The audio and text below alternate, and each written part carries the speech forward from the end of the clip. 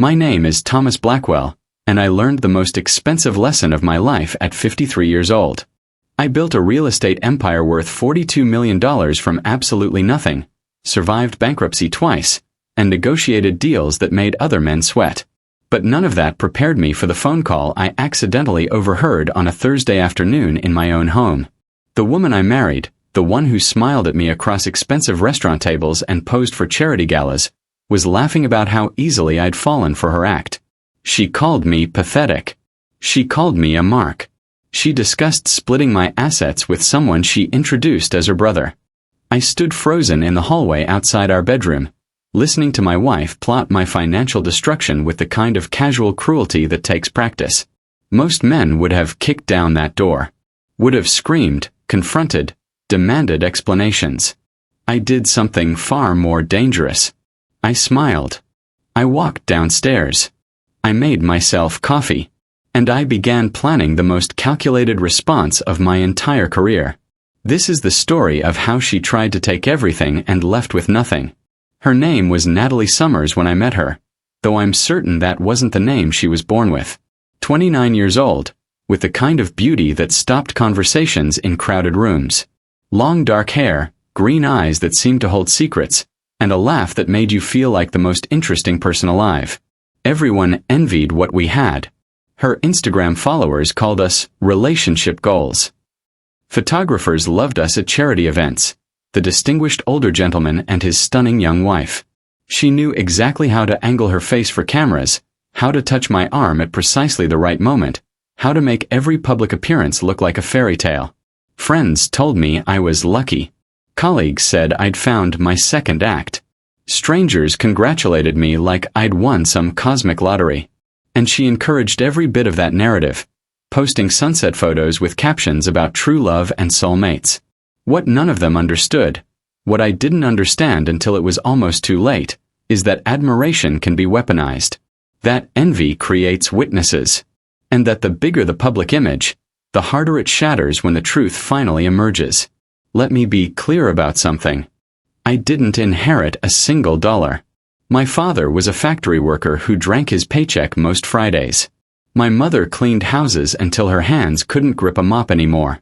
What I built with my own sweat, my own risks, and my own mistakes.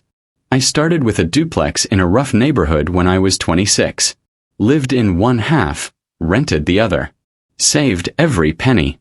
Bought another property. Then another. I learned about tax liens, foreclosure auctions, zoning laws, and renovation costs the hard way. By losing money and nearly losing everything twice. By the time I was 40, I owned 37 residential properties and 6 commercial buildings. By 50, I'd expanded into development projects, luxury renovations, and consulting. I sat on 3 nonprofit boards. I funded scholarships for kids from neighborhoods like the one I grew up in. People respected me because I'd earned respect. My reputation was built on keeping my word, paying my contractors on time, and never taking shortcuts that would come back to haunt me. That reputation was about to become my greatest weapon. Because underestimating a man who built everything from nothing is the kind of mistake you only make once. I met Natalie at a charity auction 18 months before we married. I'd been divorced for 7 years, and loneliness had become a familiar companion. My first marriage ended quietly. No drama, just 2 people who'd grown apart. My ex-wife remarried a teacher and seemed genuinely happy. We exchanged pleasant Christmas cards. But at 51, I wanted something more than polite distance. I wanted connection, passion, someone to share the life I'd built. That vulnerability made me sloppy. Made me ignore warning signs that should have been obvious. My attorney, a sharp woman named Helena Cruz, ran a background check before I proposed. Found nothing alarming, but her instincts said something was off. The timeline doesn't quite add up, she told me. There are gaps. Inconsistencies. I dismissed her concerns. Told myself she was being paranoid. Told myself that not everyone's past fit neatly into databases and records. I chose hope over caution, love over logic. My oldest friend, Steve Webb, pulled me aside a week before the wedding. "Are you absolutely sure about this?" he asked. Not cruel. Just concerned. I'm sure, I said. And I genuinely believed it. That's how blind spots work. You don't see them until you've already crashed. The wedding was perfect. Too perfect in retrospect.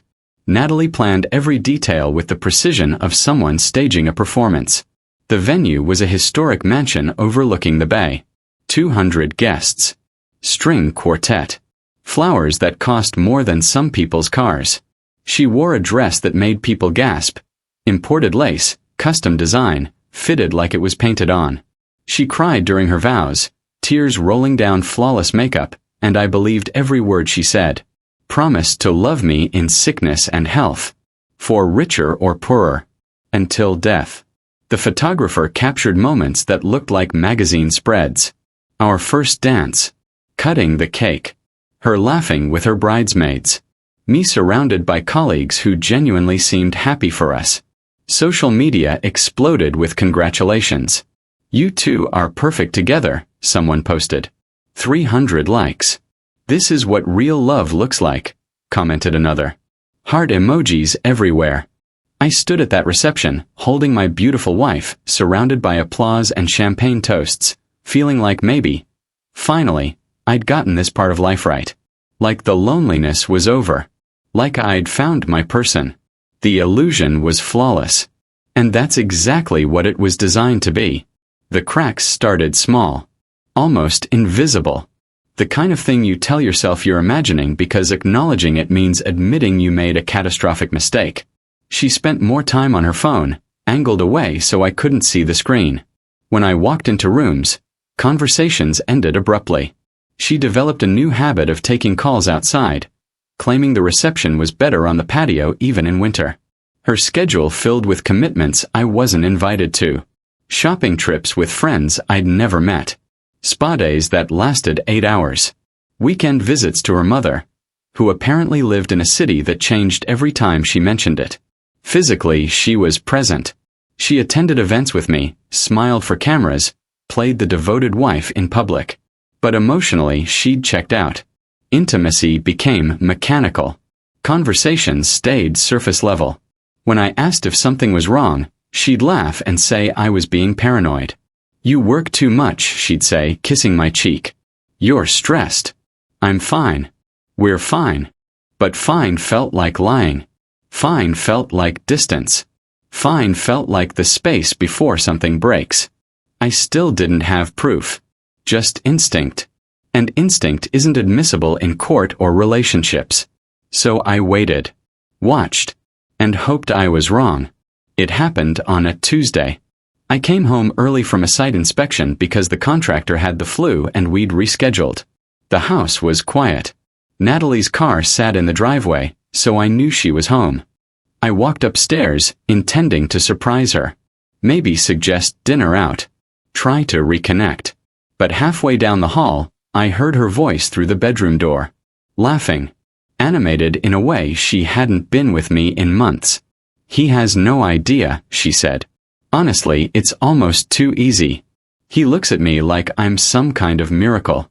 Like he can't believe someone like me would choose someone like him. My hand froze on the banister. Something cold settled in my chest. The prenup's a problem, but that's why we're being patient, she continued. Once we hit the 2-year mark, I can argue it was signed under duress. Plus, I've been documenting everything. His hours, his inattention, his obsession with work. Building the narrative. A pause. Then, yes, obviously I'll split it with you. We are partners. Just like we planned. I stood there for 90 seconds. Long enough to hear her discuss legal strategies with someone she called babe. Someone who definitely wasn't her brother, despite how she'd introduced him at the wedding. Then I walked back downstairs, silent as a ghost, and sat in my study until my hands stopped shaking. Every cell in my body screamed to confront her immediately. To walk back upstairs, throw open that door, and demand explanations. To rage and accuse and shatter the careful lies she'd constructed. But I'd spent 30 years building businesses. I understood leverage, timing, and the catastrophic cost of emotional decisions. Men who react in anger lose. They make mistakes. They give away power. They end up destroyed in courtrooms while their opponents stay calm and collected. So I did something harder. I did nothing. Not externally anyway. Internally, something fundamental shifted. The man who'd married Natalie, the one who'd believed in second chances and fairy tale endings, died in that hallway. What replaced him was the version of myself I'd used to survive bankruptcy, hostile negotiations, and business rivals who'd tried to bury me. The strategist. The chess player. The man who understood that patience isn't passive. It's predatory. I needed information before action. Evidence before accusations. A plan so airtight that when I finally moved, there would be no recovery, no appeal, no second chances. She wanted to play games with my life? Fine. But she'd forgotten something crucial. I didn't get where I was by losing. That night at dinner, I smiled at her, asked about her day, listened to elaborate stories about shopping with friends and errands that took hours. She performed beautifully, touching my hand, laughing at my jokes, playing the devoted wife. I matched her performance, complimented her dress, poured her wine, discussed my upcoming projects like nothing had changed. Inside, I was cataloging every word, every gesture, every inconsistency. You seem different today, she said, studying my face. Lighter somehow. Just happy to be home with you, I replied, and watched her smile, satisfied that her act was still working. What she didn't understand, what people like her never understand, is that affection can be tactical. That every gesture, every conversation, every romantic moment could serve a larger purpose. She thought she was manipulating me. I was documenting her. Over the following weeks, I became the husband she'd always wanted me to be. Attentive, generous, trusting. I suggested the romantic getaway she'd been hinting about for months. Told her to pick anywhere in the world. Money was no object. Her eyes lit up like I'd just handed her keys to the kingdom. Really? Anywhere. Anywhere you want, sweetheart. You deserve it. She chose the Maldives. Of course she did. Private villa. Crystal water. Perfect Instagram backdrop. She had no idea she was planning her own destruction. Natalie spent 2 weeks researching resorts, comparing villas, and curating the perfect luxury escape. She posted teaser photos with captions about finally getting quality time with my amazing husband. Her followers ate it up. Thousands of likes. Comments about relationship goals and travel envy. She bought new swimsuits, planned her outfits, researched spa treatments. I watched her excitement build, knowing what was really coming. The contrast was almost poetic. Her vanity financing her downfall. I encouraged every bit of it. Upgraded our villa to the most expensive option. Arranged private dinners on the beach. Told her to get whatever treatments she wanted at the spa. Smiled when she showed me photos of infinity pools and sunset views. This is going to be perfect, she said, hugging me. Just what we need. Absolutely, I agreed. A fresh start. What I didn't mention, I'd already contacted Helena, my attorney. Asked her to research divorce laws in the Maldives. Specifically, whether marriages performed there held legal weight internationally. Whether certain types of legal proceedings could be conducted quietly, without the other party's immediate knowledge. She called me back 3 days later. This is unusual, Helena said carefully. But technically possible. Are you sure about this approach? Completely sure, I told her. How fast can you prepare the documents? 2 weeks. Maybe less. Perfect. We leave in 18 days. The Maldives exceeded even Natalie's carefully curated expectations. Our villa perched over turquoise water, accessible only by boat. Private beach. Personal butler. Meals prepared by a chef. The kind of luxury that makes you forget the real world exists. Natalie spent her days lounging by the pool, snorkeling in coral reefs, and taking hundreds of photos for social media. She was radiant. Happy.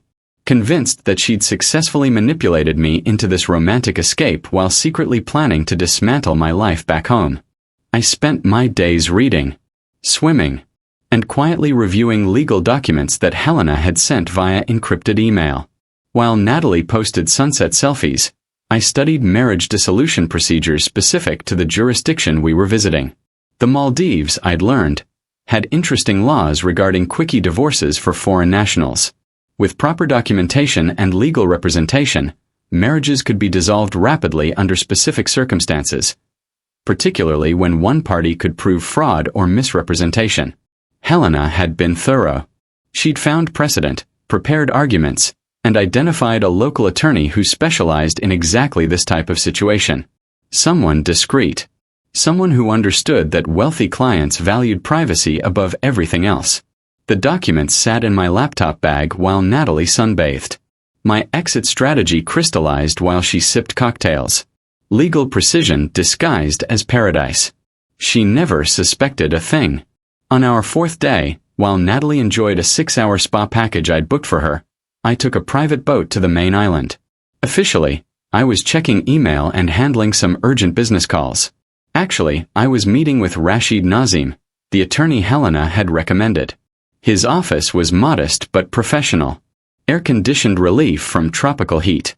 He reviewed my documents with practiced efficiency, occasionally making notes in margins. "This is quite irregular," he said finally, "but legally sound. You understand the implications." "Completely. And you're certain about the fraud component? You have evidence of misrepresentation."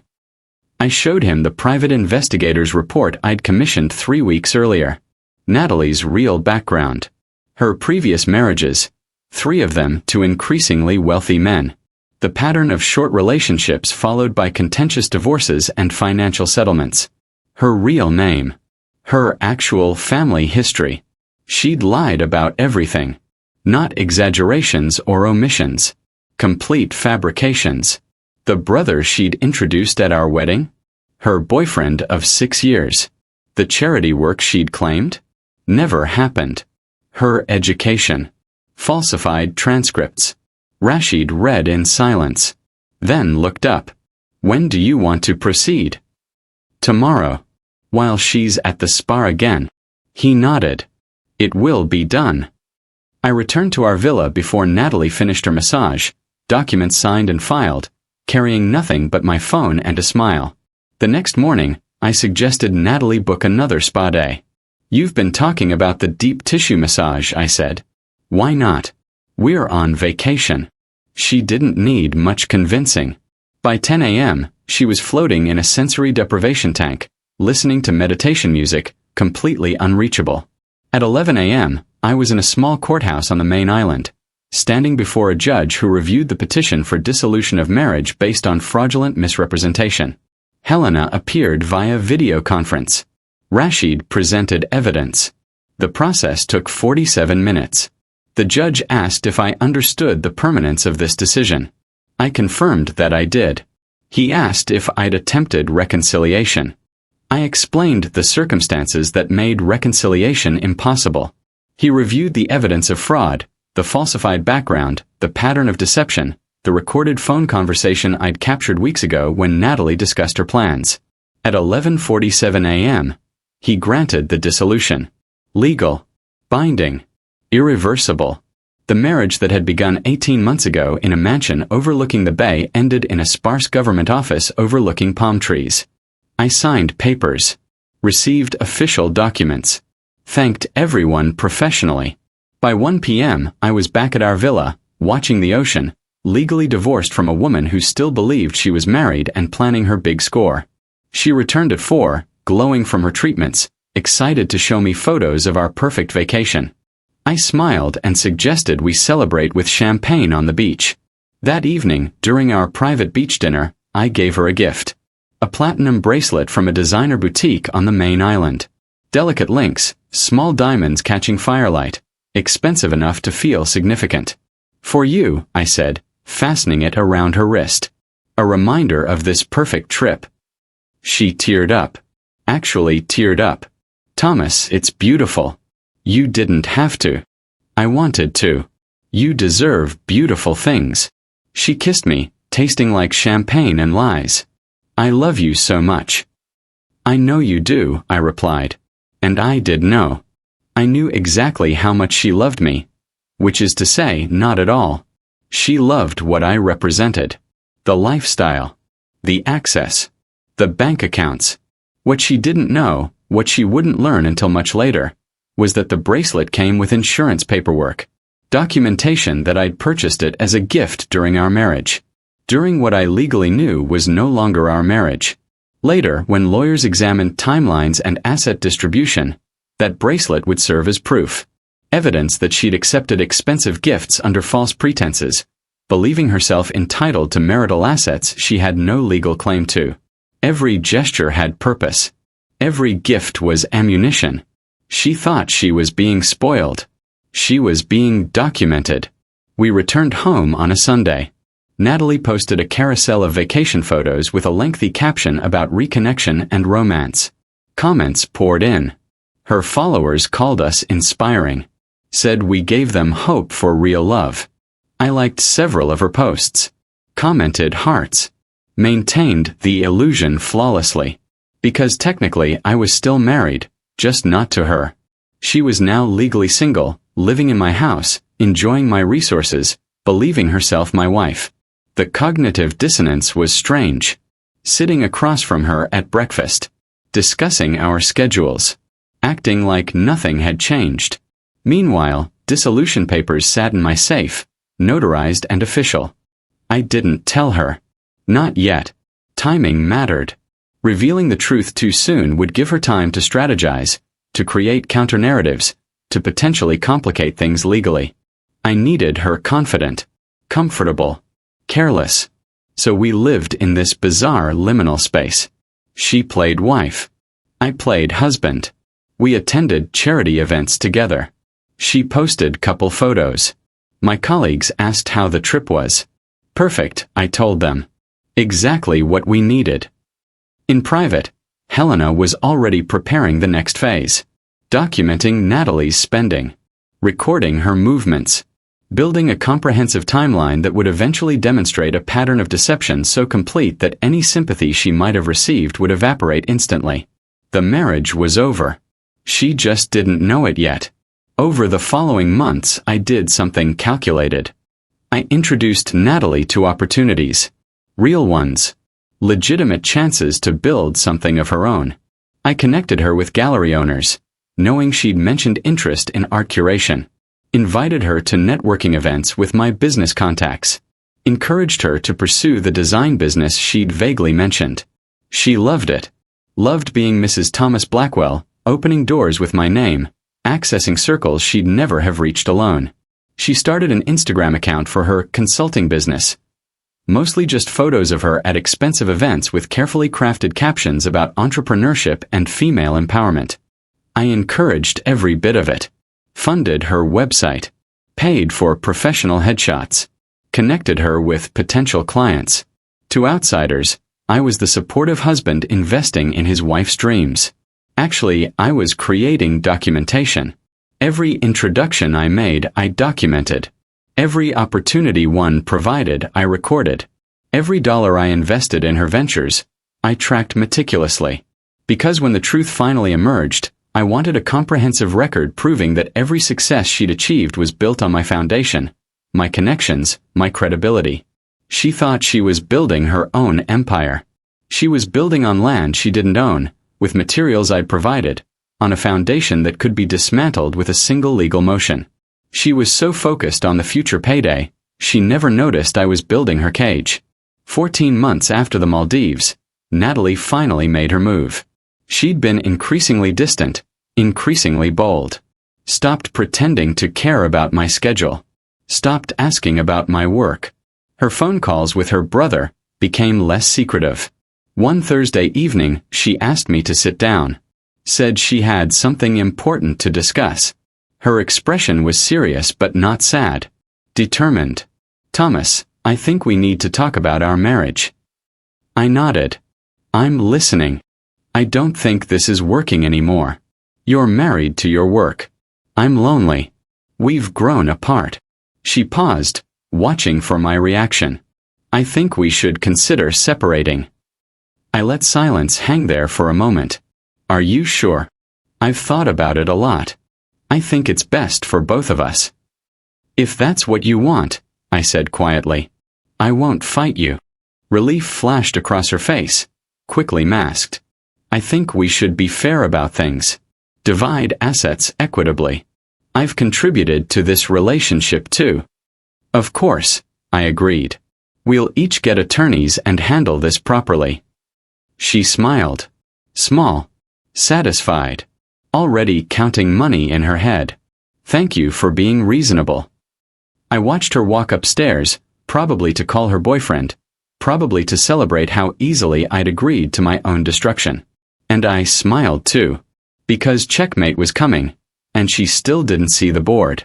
Natalie hired an attorney. Someone from a large firm, expensive and aggressive. Steve Bennett, a divorce specialist known for getting wealthy wives substantial settlements. She must have felt so confident, walking into his office with tales of her successful businessman husband and their 18-month marriage. Her first meeting apparently went well. Steve took her case enthusiastically. They discussed strategy, outlined her claims. She left feeling victorious, according to the friend she texted afterward.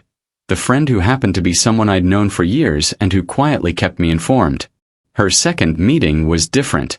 Steve had run preliminary research, checked marriage records, confirmed legal standing, and discovered something that made him go very, very quiet. According to official records, Natalie wasn't married. Had never been married to Thomas Blackwell. The ceremony she remembered, the marriage license she'd signed.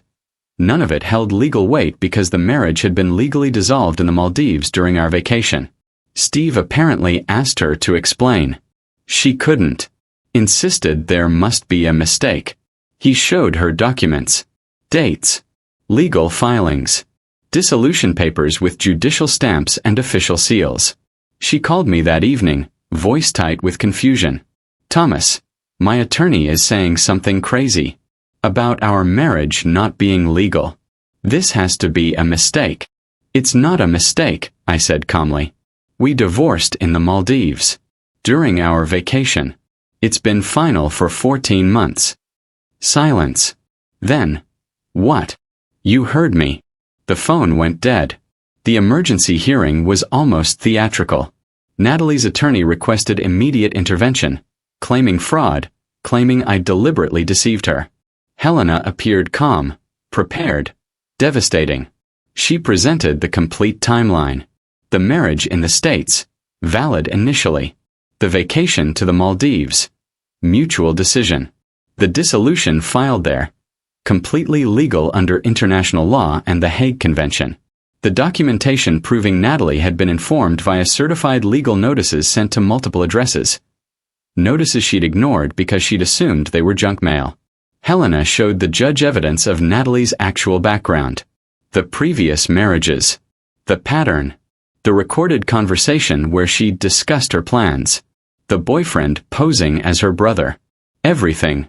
My client discovered he'd been defrauded, Helena explained. He pursued legal remedy in a jurisdiction that permitted rapid dissolution upon proof of fraud. He followed every legal requirement. Mrs. Summers, not Mrs. Blackwell as she has no legal right to that name, was properly notified. The judge reviewed everything. Looked at Natalie. Did you receive legal notices at these addresses? She stammered something about not reading them. About assuming they weren't important. But you did receive them? Silence. Then a whispered, yes. Then you were properly notified. The dissolution stands. All claims of marital assets are dismissed. No alimony. No settlement. You were not legally married to Mr. Blackwell for the past 14 months. Natalie's attorney tried to argue. Mentioned something about common law. Helena systematically destroyed every angle. Within 40 minutes, it was over. Natalie walked out of that courtroom with nothing except the bracelet I'd given her in the Maldives. The one that was legally a gift, not marital property. The social media collapse was almost immediate. Natalie's carefully curated life, the photos, the captions, the enviable relationship. All of it now looked like a lie.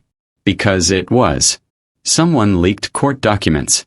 I never discovered who, and honestly, I didn't need to know. Within days, gossip sites picked up the story. Instagram influencer's perfect marriage was actually a divorce. The headlines wrote themselves. Her followers turned vicious the way internet mobs do. Comments that once praised her called her a fraud, a gold digger, a liar. Brands she'd partnered with quietly ended contracts. The gallery connections I'd made for her stopped responding to her emails. Her posts became desperate. Explanations that explained nothing. Defenses that sounded like excuses. The truth is more complicated than headlines suggest. But headlines don't care about complications. Friends, the ones who'd existed primarily in Instagram stories, disappeared. Stopped commenting. Stopped appearing in her photos. Stopped inviting her to events where photographers might capture evidence of association. Within a month, her follower count had dropped by 40%. The business she'd built on my credibility collapsed when that credibility was withdrawn. The invitations stopped. The opportunities vanished. She'd built everything on sand, and the foundation had finally washed away. I didn't say anything publicly. Didn't need to. Truth has momentum once it starts moving. The revelation about Kyle Peterson, the brother, came from the private investigator's supplemental report. Helena received it 6 weeks after the hearing and called me immediately. "You need to see this," she said. Kyle wasn't just Natalie's boyfriend. He was her partner in a pattern that stretched back 8 years and 4 states. They'd been running the same operation repeatedly. She'd marry wealthy older men, he'd pose as a relative, they'd plan the divorce and split the settlement. But this time, they'd gotten ambitious. Kyle had been filing fraudulent tax returns using my business information, claiming expenses that didn't exist, routing money through shell companies. They weren't just planning to divorce me. They'd been actively stealing from me for months. Helena forwarded everything to the FBI. White-collar crime. Mail fraud. Identity theft. The investigation moved faster than I expected. Federal agents don't move slowly when wealthy victims provide comprehensive documentation. Kyle was arrested 4 months later at the apartment he shared with Natalie, the one I'd been unknowingly funding through her business expenses. She wasn't charged initially, but the investigation included her bank records, her communications, her involvement. I never found out what happened to her testimony or potential charges. By that point, I'd moved on completely. She was no longer my problem. She was the federal government's problem. And that felt like justice enough. Reputation isn't built overnight. But it can be destroyed that quickly. I watched it happen to Natalie in real time. Within 6 months of the truth emerging, she'd become professionally radioactive. The gallery owners I'd introduced her to? They quietly spread word that she was unreliable. Not through lawsuits or public accusations. Just whispered warnings at industry events. I wouldn't work with her if I were you. There were some irregularities. The business contacts who'd taken meetings because she was my wife? They stopped returning calls. Deleted connections. Made themselves unavailable. Her Instagram, once aspirational, became cautionary. People shared her story as an example of what not to do. Her photos, the ones that had seemed glamorous, now looked fake. Calculated. Evidence of deception rather than documentation of life. I never spoke publicly about her. Never gave interviews. Never addressed the situation beyond necessary legal proceedings. But other people did. Colleagues mentioned her in conversations about trust and due diligence. Business associates used her as an example of why background checks matter. She'd tried to steal my reputation to build her own. Instead, she'd destroyed hers completely while mine remained intact. The man who'd built everything from nothing, who'd survived bankruptcy and betrayal, had survived her too. And everyone knew it. We had one final conversation. She showed up at my office 6 months after everything concluded. Security called, asking if they should send her away. I told them to let her up. She looked different. Older somehow. Tired. The careful polish had faded. She sat across from my desk, the same desk where I'd built contracts and closed deals and planned her destruction. Why? She asked. Just that. One word. Why what? Why didn't you just divorce me normally? Why do this? I leaned back in my chair. You made calculations. You assumed I was a foolish old man who'd be easy to manipulate. You forgot that I didn't get where I am by being foolish. Every decision I made was strategic. Just like yours. I wasn't going to. Don't. I interrupted. Don't lie to me now. I heard you on the phone. I know what you planned. The only difference between us is that my plan worked.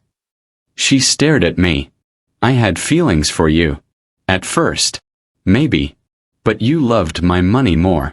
You destroyed my life. I shook my head. No. I documented your choices and ensured they had appropriate consequences. You destroyed your own life. I just stopped you from destroying mine.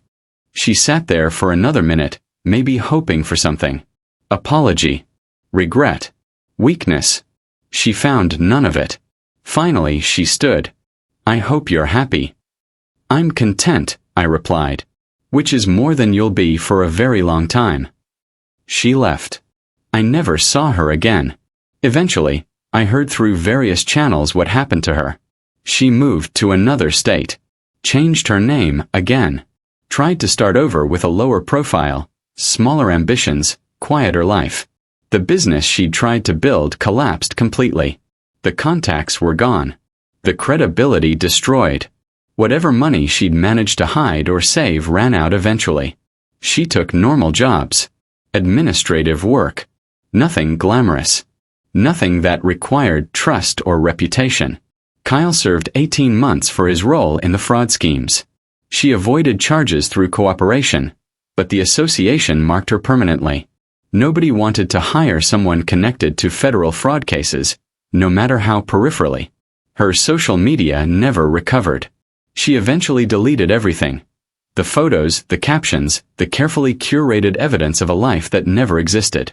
Started fresh with a private account, a handful of followers, no aspirations of influence. What she took, some designer clothes, jewelry I'd given her, memories of luxury she'd never access again. What she lost, credibility, opportunity, trust, years of her youth spent chasing shortcuts that led nowhere. I didn't take pleasure in her downfall, but I didn't lose sleep over it either. She'd gambled everything on her ability to deceive someone she'd underestimated. The casino always wins eventually. People ask me sometimes if I regret marrying her. If I wish I'd listened to Helena's warnings, to Steve's concerns, to my own instincts that something was off. Honestly, no. Because I learned something valuable. That patience is more powerful than passion. That restraint defeats rage. That the most dangerous person in any room is the one who never raises their voice. Natalie taught me that vulnerability isn't weakness, but allowing someone to weaponize that vulnerability is. She taught me that legal precision matters more than emotional satisfaction. That documentation defeats drama every single time.